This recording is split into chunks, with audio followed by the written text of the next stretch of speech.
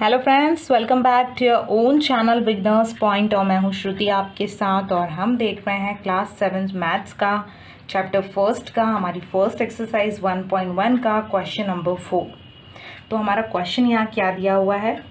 A plane is flying at the height of 5000 metre above the sea level.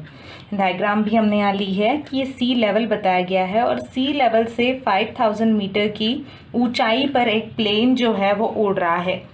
At a particular point, जब वो plane सी level के एक particular point पर आता है तो वो it is exactly above the submarine. एक सबमरीन है जो सी लेवल में घूम रही है। तो एक ऐसा पॉइंट आता है जब दोनों जो है मतलब प्लेन और सबमरीन एक ही लाइन में है, बिल्कुल ऊपर सबमरीन, ऊपर प्लेन है, नीचे सबमरीन है पानी के, और वो बिल्कुल एक ऐसे पॉइंट पर आए हैं कि दोनों एग्जैक्टली एक दूसरे के सामने हैं।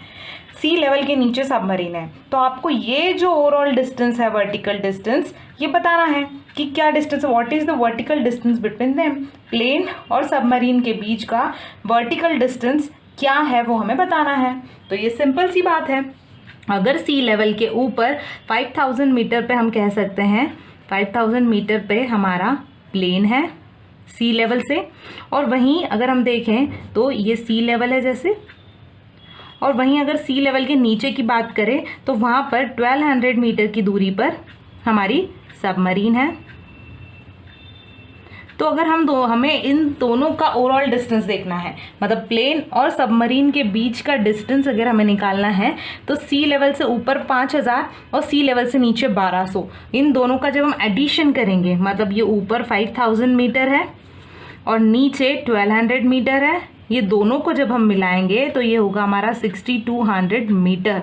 क्योंकि दोनों का एडिशन करना है हमें। सी लेवल तो सोचिए कि एक पॉइंट है, एक पॉइंट से ऊपर 5000 और उसी पॉइंट से नीचे 1200, तो टोटल डिस्टेंस क्या होगा उन दोनों का, वो दोनों डिस्टेंस को मिलाना, दैट इज हमारा ओवरऑल वर्टिकल डिस्टेंस होगा दोनों के बीच का।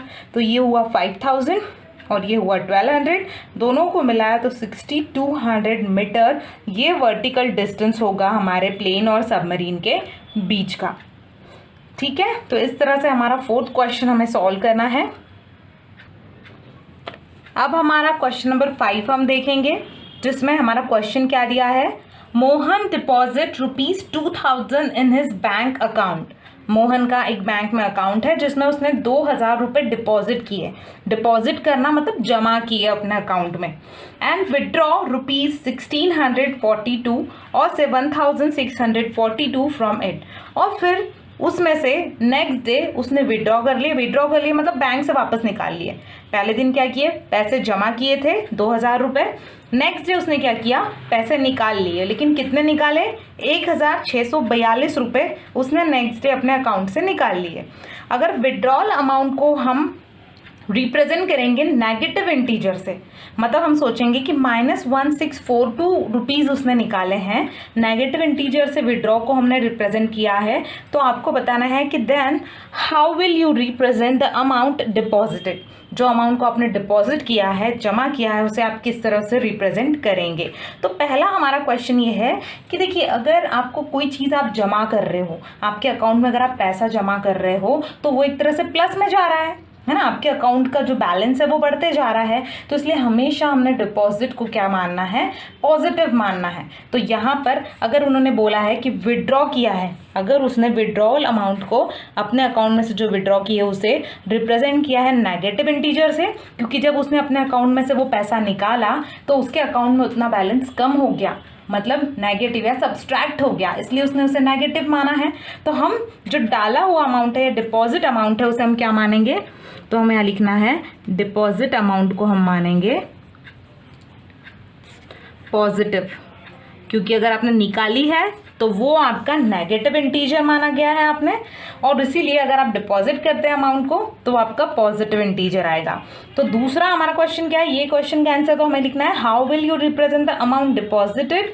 आपने जो अमाउंट को डिपॉजिट किया है उसे कैसे रिप्रेजेंट किया, पॉजिटिव से। और वहीं आपको अब सेकेंड क्वेश्चन दिया है कि find the balance in Mohan's account after the withdrawal, और विड्रॉल के बाद में उसके अकाउंट में बैलेंस कितना होगा। इसके लिए हम क्या करेंगे, डेफिनेटली जितना उसने अकाउंट में भरा था उसके बाद में से उसने जितना निकाला है वो अमाउंट उसमें से माइनस कर देंगे। तो टोटल अमाउंट कितना डाला था 2000, उसमें से माइनस करेंगे 1642, तो ये जो अमाउंट आएगा वो अमाउंट हमें पता चल जाएगा कि वो मोहन के अकाउंट का बैलेंस है, क्योंकि जो निकाला है वो नेगेटिव है, मतलब माइनस करना है हमें ओवरऑल अमाउंट में से उसने निकाला है। इसे इजीली हम हमारे वे से अगर लिख दें तो बहुत आसानी से हम इसे सॉल्व कर सकते हैं।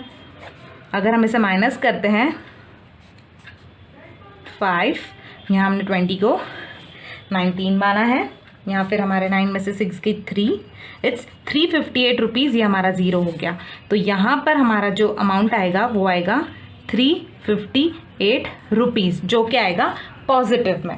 तो आपको यहाँ पर ये ध्यान रखना है कि हमारा जो अमाउंट है वो कितना आ रहा है, ठीक है। तो यहाँ पर 358 रुपीज़ उसके अकाउंट में बचा है, मतलब ये क्या हुआ, 358 रुपीज़ बैलेंस्ड है,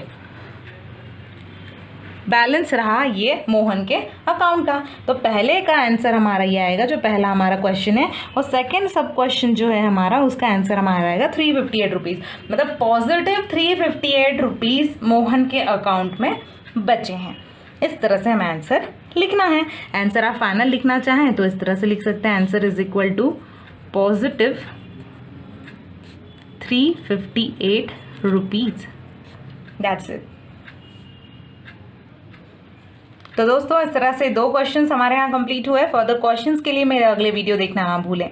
अगर आपको मेरा ये वीडियो पसंद आया है तो प्लीज़ मेरे चैनल को सब्सक्राइब करें और वीडियो को लाइक करना ना भूलें। Thank you so much, thanks a lot.